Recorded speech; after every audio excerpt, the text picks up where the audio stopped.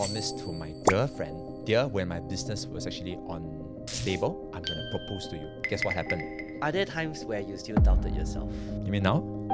Yeah. Dennis on the stage, he was actually asking me, what is your biggest fear? And then I told myself that my biggest fear is that sometimes I doubt myself and I think that I'm not good enough. When I say that, I can see that the students' face will change.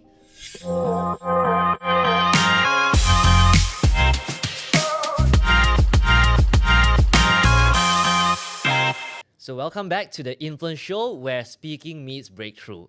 So today is a very interesting episode because I get to interview back my partner, Vui Kit, in the show, because last round was actually me, but then I think this round it's time for you to get to know my partner much better, and also there's a lot of strategies that I believe you could actually learn from Vui Kit as well, right? So just a very quick introduction about Vui Kit. For Vui Kit himself, he has coached a lot of different corporate professionals to stand out at their workplace. And he was even a national public speaking champion as well, which is something that I wasn't able to do it myself, right?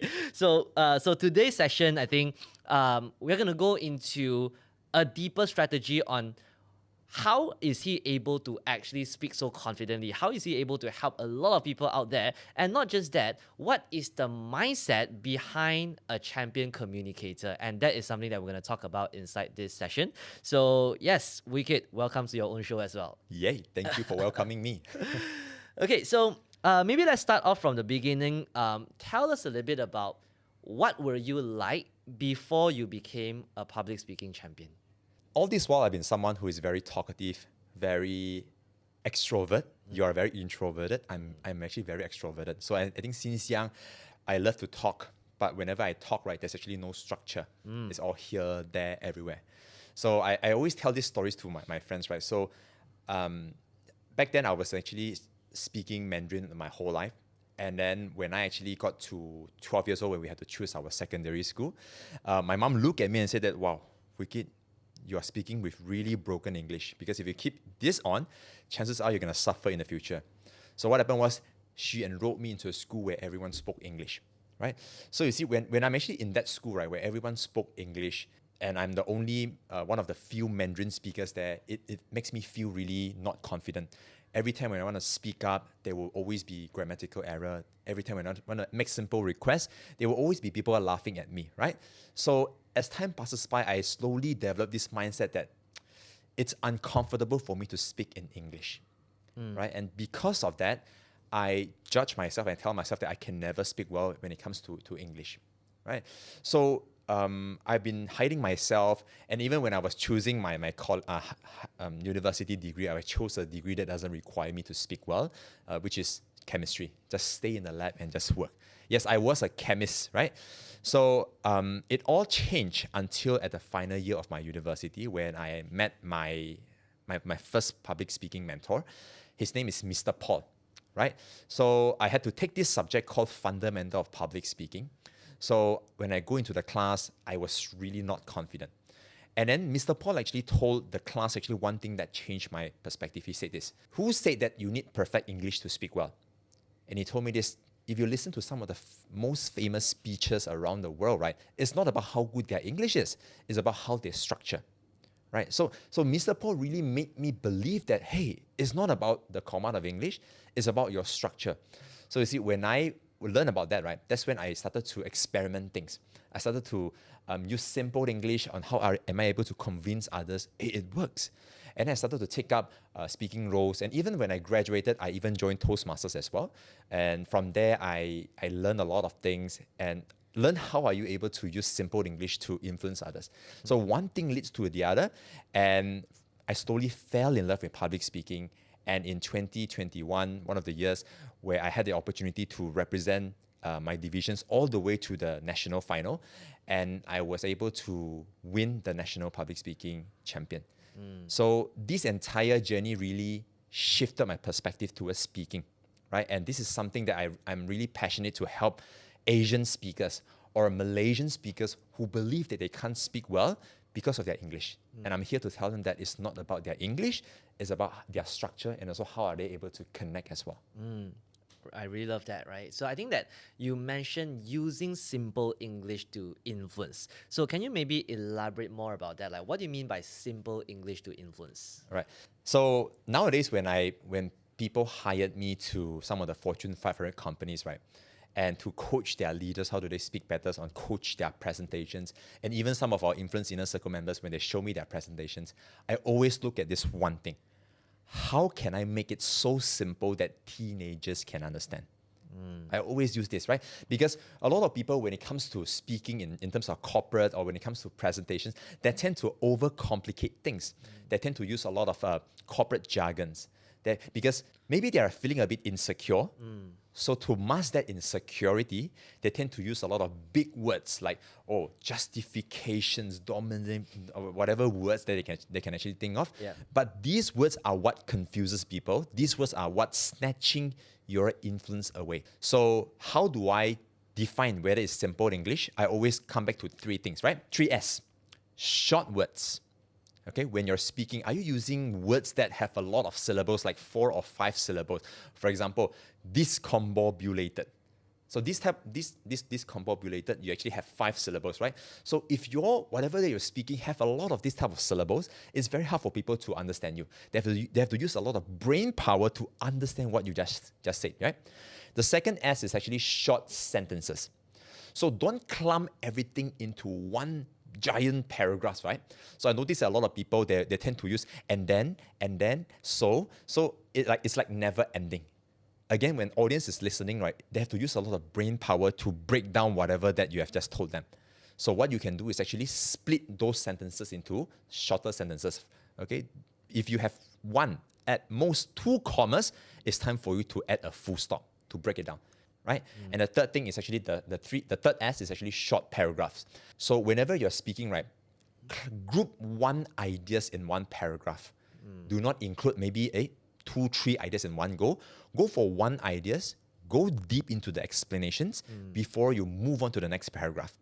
So use this. Always think about, if you're speaking to a teenager, how can you make it so simple that a teenager can understand? Because Albert Einstein once said, if you can't explain something simply, you don't understand it enough. Very nice, because I always believe that this is one of the mistakes that a lot of people make, especially people who are in a more technical field, right? When they're actually explaining something, they tend to use a lot of jargons that only people in that industry can understand and the rest couldn't really understand, right? So I really love the points where you talk about 3S, short sentences, how do you actually make it as simple as possible. So I really, really love that. And just at the start, you mentioned that you were actually not fluent in English ever since you were young.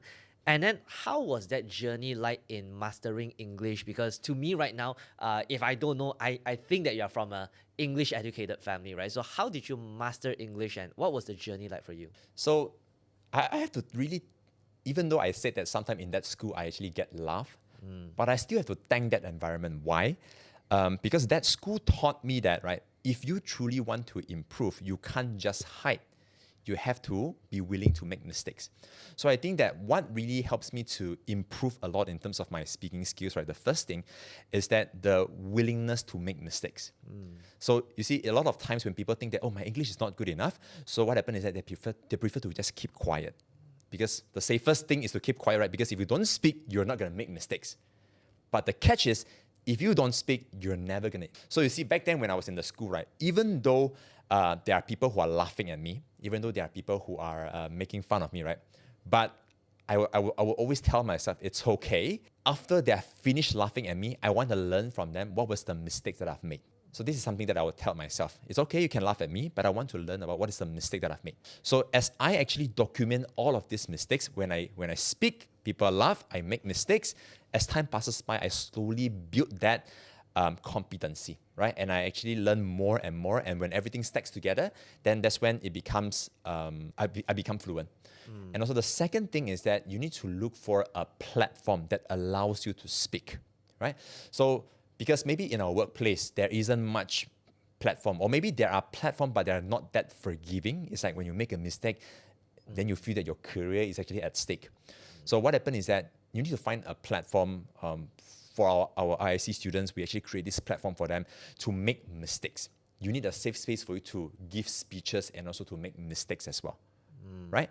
And also the third thing that really shaped me as a speaker is that I look for mentors. I look for coaches like you did as well. So I have coaches who guided me on speech structure, storytelling, right? So I have one particular coach that coached me on how am I able to keep my speech so precise that everything that I said has a meaning to it.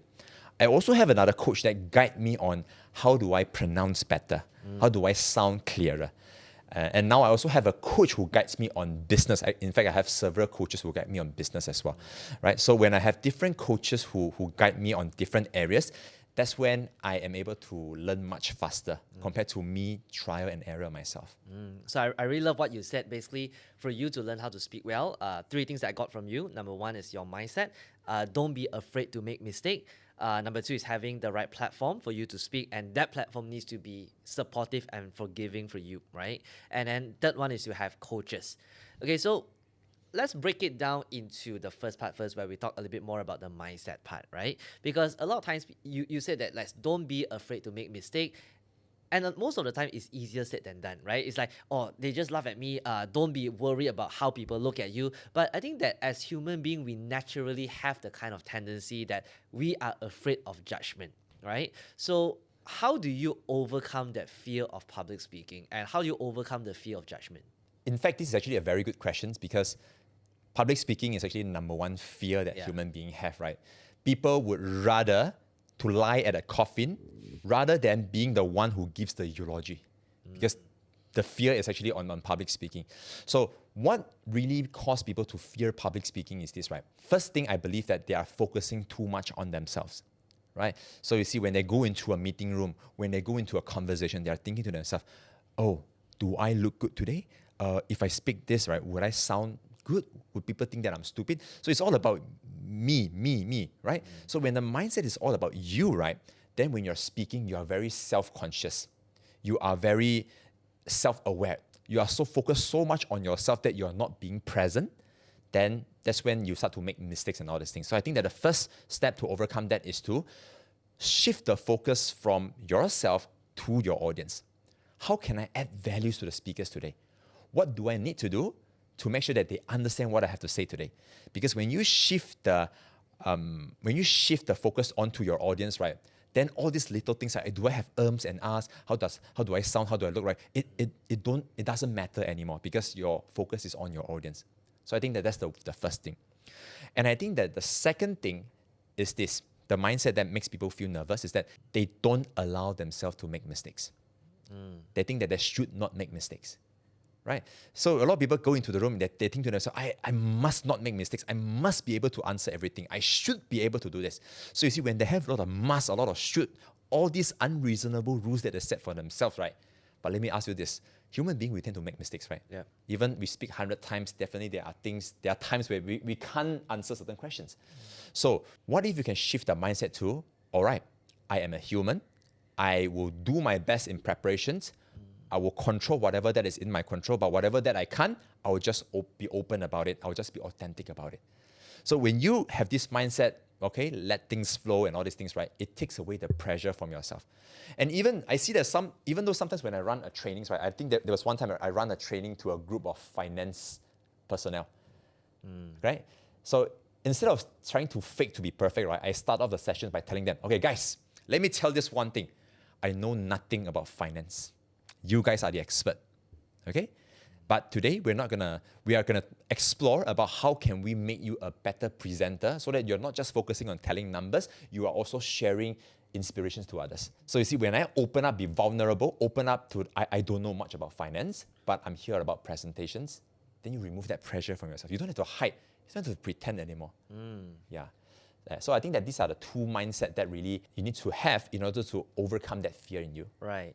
So I really love the second point where you said you allow yourself to make mistakes. And in fact, I think that the best speeches or the best presentations that we always see actually comes from those that make mistake, that has certain mistake or certain flaws inside it, right? And I love how you open up yourself to people who are in the finance to say that, hey, I'm not the expert. And I think that this is also something that I normally do as well, because the first thing that people see you is that, hey, you're so young, like how can you train us, right? So one of the things that I would always do is that after I shared about my profile, I would always actually ask them this one thing, right? So guys, based on what I have shared with you, is it okay if I take 2 days of your time to share with you a little bit about my journey, so you are able to learn from it as well, and also we are able to exchange ideas. So I use that kind of words. So from there, when people see that you are sincere, they are more than willing to give you the opportunity. Asking permission. Right. Asking permission, I think, is a very important thing. Rather than you walking into the room like faking you know everything,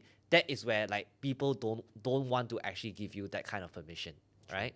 So talking about mistakes, I'm sure you have made a lot of mistakes in your presentation, in your speeches before, right? So what was the biggest mistake that you have ever made in your presentation? Do you still remember that moment? Of course, right? So there are a lot of mistakes, even up until recent years as well. There are still mistakes, right? So I think that there is one particular training where, you know, this topic is something that I have done many, many times. It's something that I'm quite familiar.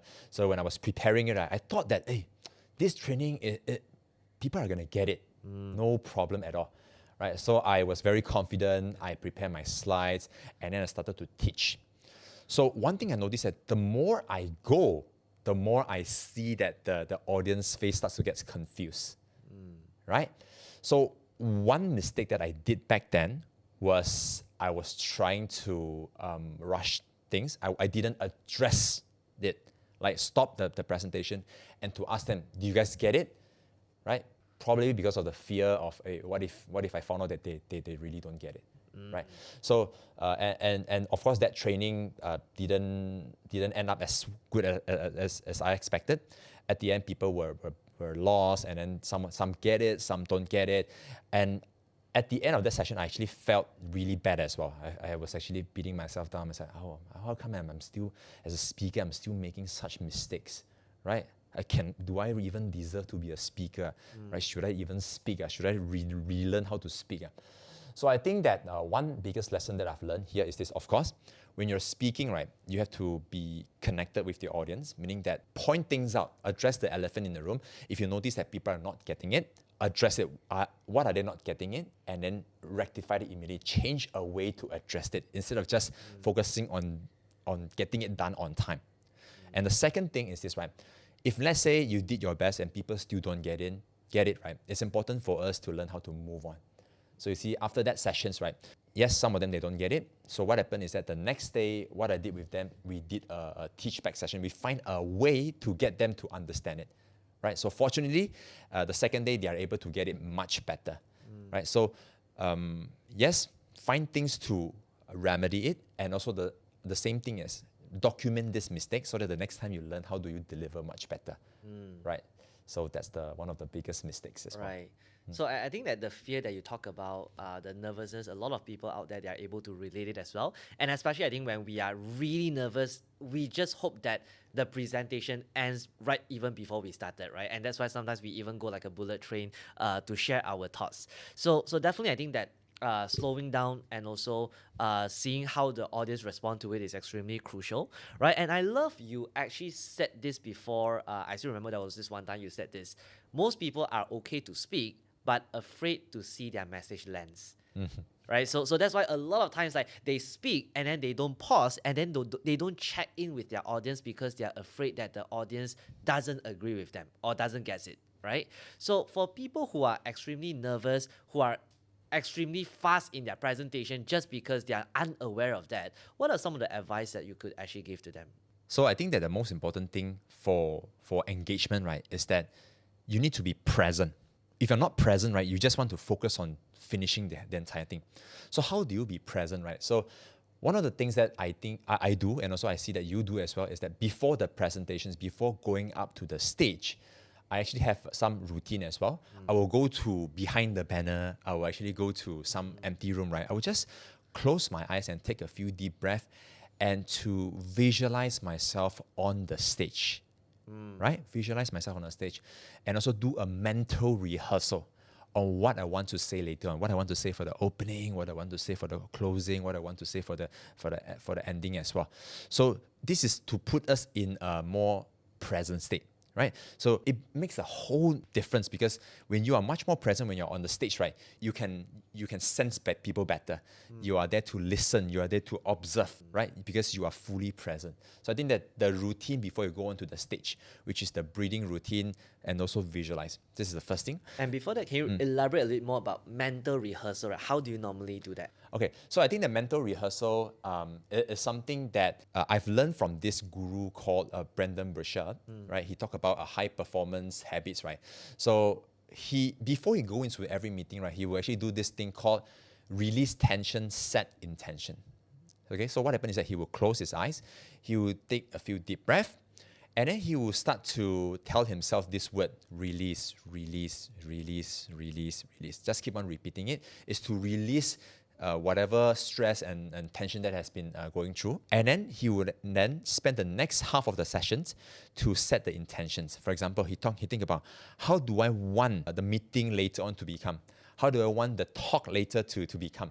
Right? He starts with the end, begin with the end in mind. So when I actually do this, right, I will just close my eye. I will imagine later on how I want to run the sessions, the opening, the closing, and also the body as well. And then I'll imagine, how do I want the audience to clap their hands as well? I want the audience to feel connected. What is the end result? What do I want to achieve from there? Right? So when I open my mind, then I'll just stand up and I'll just shake a little bit. Then I'll go onto the stage. Then it helps me to be more present. Release tension and set intentions. So I think that it's also, to add on to that mental routine, it's very important to shift your physiology as well, right? Yep. Right. And also by physiology, we means the way you move your body, because I always believe that the fastest way to get rid of fear, to be in a confident state in just seconds, is where you learn how to change your physiology. Right? So that's where you stand in a way where you are confident, you breathe the way you are confident, and you are thinking through like what is going through in your head. So when you combine these two things together, it's going to be extremely, extremely powerful, right? Yep. So just now you mentioned that there's a few steps to it. Right? So the first one is like the mental rehearsal part, right? Then what's next after that? Okay, so the next step, right? Second step, how to overcome nervousness, right? Is that, why do we feel nervous? We feel nervous, we feel awkward when we don't see response. Right? And yet the way we speak is not eliciting responses. Yeah. And then it becomes a loop that... I think that's a big one for a lot of people. Yeah. So how you can strategically make yourself more relaxed and also engage the audience is that plant questions into your speech, right? So you see, right, normally how I will start the presentations, right, is that I think how you start your presentation, we will start to do audience survey. Okay, audience survey means that you are asking questions that invite the audience to reflect and to raise their hand. So normally at the starting of the presentations, right, I will always say, how many guys here have this fear of speaking up? Raise your hand. Thank you so much. How many guys here actually feel that you're not good enough every time when you speak? Raise your hand as well. Okay, good. So you see, during the first 10 to 20 seconds, you already elicit response. First, the audience are engaged with you. Second, you saw responses, you feel much more relaxed because you see, oh, it's not just one-way communication, right? And throughout the entire presentations, right, before you start every segment, before you tell something, same thing, elicit response. Ask them, okay, before we talk about this, right, how many guys have faced this challenge before? Good. So today we're going to talk about this. And after you end the session, how many guys here understand what you've learned from this so far? How many guys are able to see how powerful it is so far, right? So constantly build that rapport so that you feel more relaxed. You're not just talking to a wall. But what happens if, let's just say, if I think you and I have been going through a crowd where you did everything right, but then still no response to the crowd, right? So how do you deal with tough situations like that? Because I feel that the one that you're saying is basically an ideal situation for a lot of speakers where when you ask questions, people respond. How would you deal with someone where there's totally no response? So let's say if you ask a questions and then you give a jokes and then there's no response, right? It's a super cold crowd. It happens all the time, right? So what happened is that instead of just pretend that did not happen, what happened is that you can call it out, right?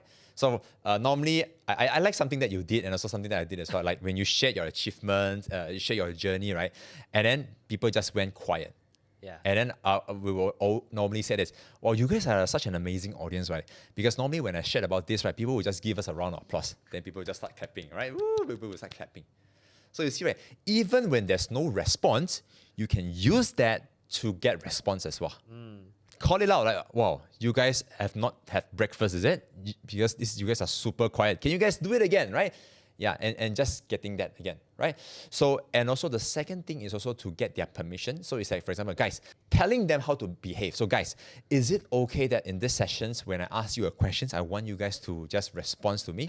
Because the more you respond, the more we can actually increase the energy. When I see a response, my energy will be higher. And when my energy is higher, I can give you more values as well. Is it okay? Is it okay, guys? So we keep that asking them to repeat until we get the level of energy that we want. Yeah, so that's something that we do. Yeah. Okay, very nice, right? So to be able to demand for response, I think that's very important rather than just letting it go. Because I always realize that when you let that go, you are subconsciously training them that it's okay not to respond to you. Yeah. Right. So always demand for attention, and by making fun of yourself, I think that's a very good way, right? Or sometimes like making a joke out from it, I think is also a very good way to elicit response, right? Yep. Right. So is there a third step to your speaking routine, or you feel that this two is I feel that these two is pretty much summed it up. The third one is that if you still feel really nervous to talk to a cold crowd, right? So one of the things I always do is that if you are being introduced to a cold crowd, what you can do is that arrive to the venue earlier, talk to some people, network with some of them, get some of their names, ask what they do. This is something that I do as well. So after that, when you are on the stage, right, at least you know that there are a few people that you know. There are a few familiar faces, and you can call out their name as well. So as you call out the name of one person of their friends, of the friend of the crowd, right, then the crowd feel like, oh, you know us quite well as well. Then they will build that rapport faster with you. Yeah, so I think that's pretty much about it. Okay, right. That's good, right? I really learned a lot also for myself in this podcast, even though I know you for some time, but I think that these are the strategies that I need to always remind myself every time I gave a presentation, right? Yeah, so with that being said, right, now this is a personal question for me, is because a lot of time when people see you, you are very smiley, you are very friendly, you just send that kind of positive vibes to a lot of people out there, which I think that's amazing. But were there times where you were at your lowest? Like, do you remember when was the last time you were at your lowest point? I think it has to do with my journey of entrepreneurship as well. So I started off as a speaker, as a youth speaker, and also a youth coach. And I've been doing it for like 3 years. Right? So I think that my goal when I actually do that, right, I wanted to grow this. And then when I grow this, right, and I promised to my girlfriend back then, who is now my wife, and I promised that, dear, when my business was actually on stable, I'm gonna propose to you this year. Yeah. So guess what happened? 3 years, 4 years, every year is not up to the level that I want it to be. Right? It seems like I don't really, I haven't found the formula yet. So I started to beat myself a lot. I said, how come I'm still not getting it yet? Right? And even when I'm actually having a gathering with some of my ex-colleagues, then they were talking about how their life in their career so far. So that really, at one point, I seriously thought about, is it the right choice to actually start off my own business where nothing works well? You know, I could have just, do my, be in a corporate and probably get married, get a house, and then just go through the ordinary life. And I still remember one particular countdown night. It was actually a New Year Eve countdown live. So I have been delaying proposal for 2 times. Yeah. So my girlfriend was actually, we were counting down. She was telling me that, Vui Kit, do you know that why did I leave my hair long? I never cut my hair. I was like, why? He said, it's because I know that you love me in long hair, and I thought you're gonna propose to me this year, but it did not happen. Right? So I guess it's not gonna happen that soon. And few months after that, she cut her hair short because she felt that I wouldn't propose to her yet because she felt that the business was not ready. So it was then it hit me really hard. I was like, man, I do not want to let this girl to keep on wait. Just wait and just wait and just wait.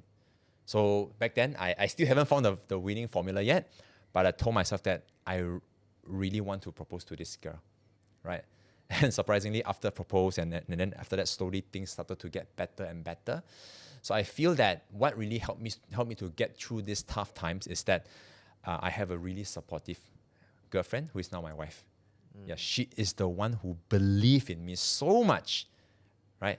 And even at one time, I even, when we were thinking about getting married, and then we were discussing how are we supposed to sustain ourselves in this marriage, right? And she did something that no girls would ever say that. She was actually telling me this. It's okay, just do what you have to do. You know, I'm actually working in corporate. I can sustain both of us with our salary. When I heard that, I broke down. I was actually driving, and that really sent me a really strong message. I cannot let her down. I must make sure that this works. I must make sure that I can give her the life that she deserves. Yeah. Okay, that's I think very very beautiful, right? So, for me, I think that I can totally relate to what you said, which is basically to find a reason so strong that you are willing to fight for that, right? So I'm just curious because you have been through entrepreneurship where basically you mentioned that at certain point your income was much lower compared to your partner, right? And I think that like in this modern society, this is also something that not a lot of guys are able to accept as well, right? So how do you actually deal with that? And because I know that when you were definitely starting out, you are starting out from scratch, right? How do you deal with that kind of challenges, and what has this challenge actually taught you about life? Yeah, so I think that for the longest time, I have been sustaining myself with a very, very low salary, like, I don't know, like 500, 1,000, 2,000 per month. So it's like really, really hard, and it's much lower than my partner, right?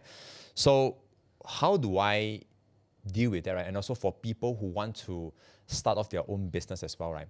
I didn't start the business by just quit everything without savings and everything. I think that's an irresponsible decision to make, right? So what happened is that I actually have savings that from corporate and also from my past business as well, that I know that can sustain me for at least 6 months. So I think that having that runway is really, really important, because without that runway, because imagine that you are at the verge of bankruptcy, right? And the quality of the decision that you're going to make is going to be very, very different. You're going to be very desperate. When you approach your client can feel that you need them more than they need you, right? So the dynamic becomes really, it's not healthy. Yes, I was surviving very low salary, but I actually had a runway. For example, I gave myself a 9 months salary, 9 months time where I can actually sustain myself. So this is the moment that in this 9 months, I must make sure that I'm able to sustain myself. So survival is the most important thing. Yeah, make sure that your family can get enough, and also your other half gets enough as well, right? And also the second thing is that I feel that if you want to venture into entrepreneurship, it's important to not put your financial in such a high gear at the first place, right? Because imagine if you have cars, if you have a housing loan right at the start, right? When you have to leave the job to go into entrepreneurship, you will start to think a lot. So when I first knew that I wanted to become an entrepreneur, I stopped the house that I was about to buy, because I knew that it's gonna be a journey. We have to figure things out. It's a journey of experimentations. Don't think that things will work out the moment that you start off, right? And yes, during that moment when I was surviving 1,000, 2,000 ringgit, and I was doubting myself, right, is to always remind myself, why are you doing this? Back to the why. Why are you doing this, right? And because when the why is strong, right, it can push you to, okay, let us actually hold on a bit longer. Let us actually pursue to be persistent. And also finding a supportive partner is also really important. I have my girlfriend, my wife, who is really supporting me as well. There's no such thing as, oh, guys, you should be actually earning more than me right now. But I also think that it's me, I am communicating my plan to my other half. Yeah, because if you don't have money, but if you have plan, then at least there's something for the other half to hold on to as well. So have a plan to talk to your other half. And I think one more thing is that your other half must be able to see that you are taking actions, because you can't just give empty promises that you're gonna achieve this, but you're not taking actions. All right, that's good. Right, so I think that to reach where you are right now, you have been through hell of a journey to go through entrepreneurship, started speaking, and to be where you are right now, growing your community as well. So, are there times where you still doubted yourself? You mean now? Yeah. Yeah, I think there are times that are still, there are a lot of times that I still doubted myself. Because I'm a more water personality. And what's water all about? Like, Okay, personality type, there's actually fire, water, um, earth and air. earth and air is under tetramet personality. So water is more towards people, more towards feelings, right? So I think that when I first started working with you, and this is not something that our IC members have heard as well, when I first started working with you, right, I'm actually comparing myself with you a lot. Yeah. So I see you more like a competitor rather than a partner, right? So and that's a not really healthy mindset to have, right? So when you are comparing with other people, right, that's when you tend to, instead of learning, you tend to compare, and then you tend to beat yourself down, and then you don't allow your uniqueness to shine because you're always comparing with other people, right?